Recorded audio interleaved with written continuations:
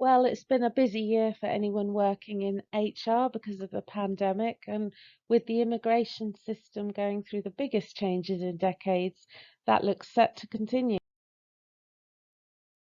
So here we'll be finding out about the EU settlement scheme, what that means for employers, finding out about some local help that's available, and looking briefly at what happens after June the 30th.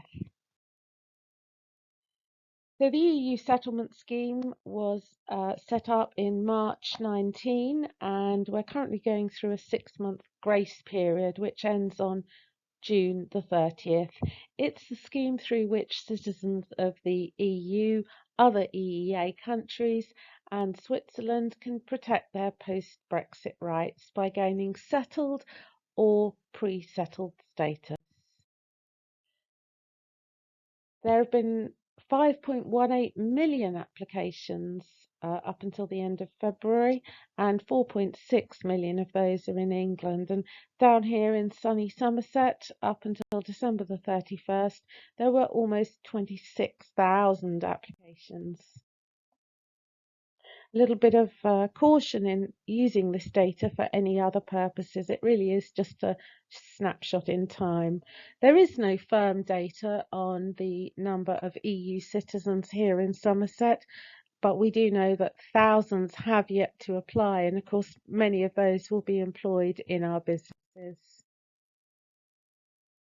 A little bit of background. The good news is that most applications are approved in the region of 98%.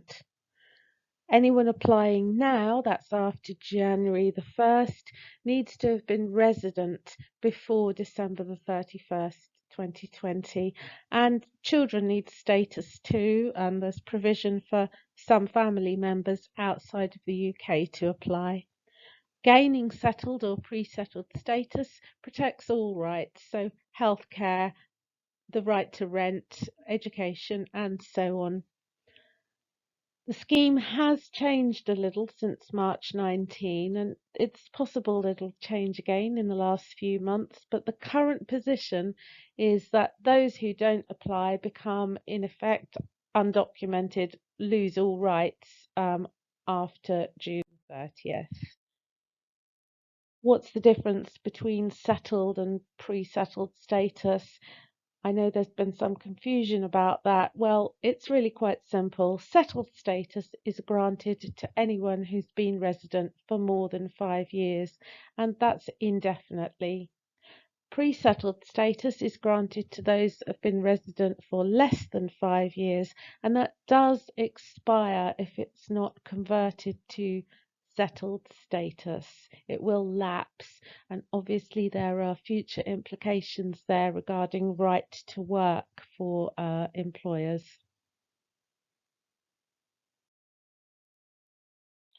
There are currently 2 immigration schemes running. Anybody who is already resident in the UK almost certainly needs to be applying to the EU settlement scheme. The other scheme that's running alongside from January the 1st is the new points-based system, and that's the focus for anybody needing a visa to work in the UK after that time. So what are those implications for businesses? Well, as things stand, from July the 1st, anybody who hasn't applied will in effect lose their rights to live and work in the UK and use any services that are available to them. And for employers, there's the possibility that they may be employing people illegally. There is a little bit of a grey area which we'll cover briefly in a moment. So what might employers want to consider? Well, it's important to note that there's no obligation to do anything at all about this, but there are some things to consider. So first of all, around compliance and right to work checks, to check or not to check, around operations and workforce availability. So for example, if after July the 1st it emerges that a large percentage of the workforce haven't applied, what are the implications of not having that workforce? and around employee welfare, because of course those employees will also have lost various other rights. Well, with all that in mind, what can businesses do? Well, there are some things that businesses shouldn't be doing, and one of those is discriminating. And that includes, for example, by insisting that employees apply or by demanding to know whether or not they have applied. And of course, advertising jobs which only ask for applicants with status, with caution against offering advice to people who are applying to the EUSS. It is immigration advice and it is a regulated activity, and you can get into some hot water over that.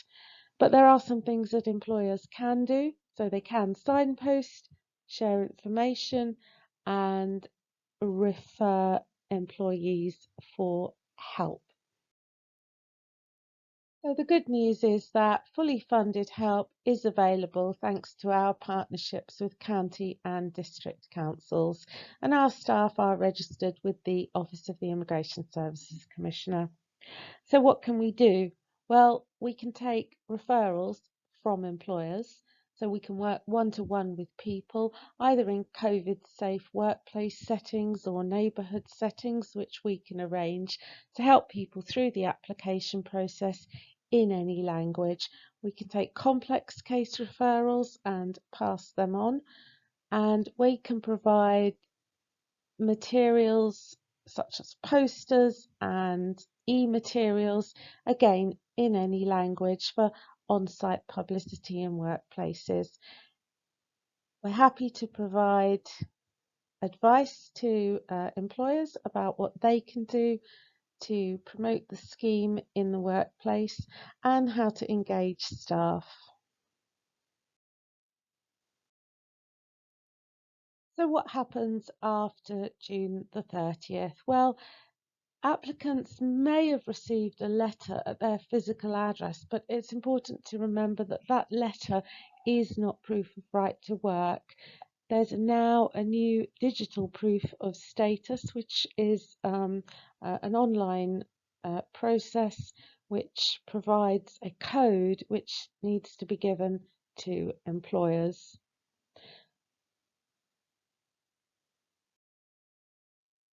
There is currently a bit of a grey area because, on the one hand, it has been made clear that there is no obligation to check existing staff retrospectively, but of course it does leave open the possibility that employers may be employing people illegally. So what to do?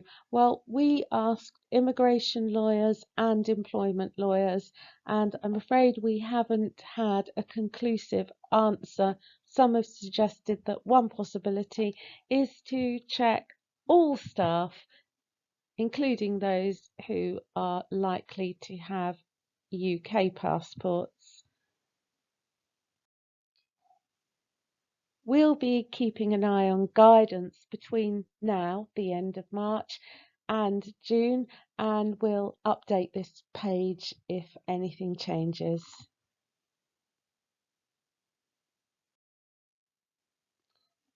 And if any employers are unsure, we do suggest that you take legal advice. So here's how to get hold of us, whether you'd just like to chat through something, would like materials in other languages, or whether there's some staff you'd like to refer. And we're happy to pop into the workplace as well.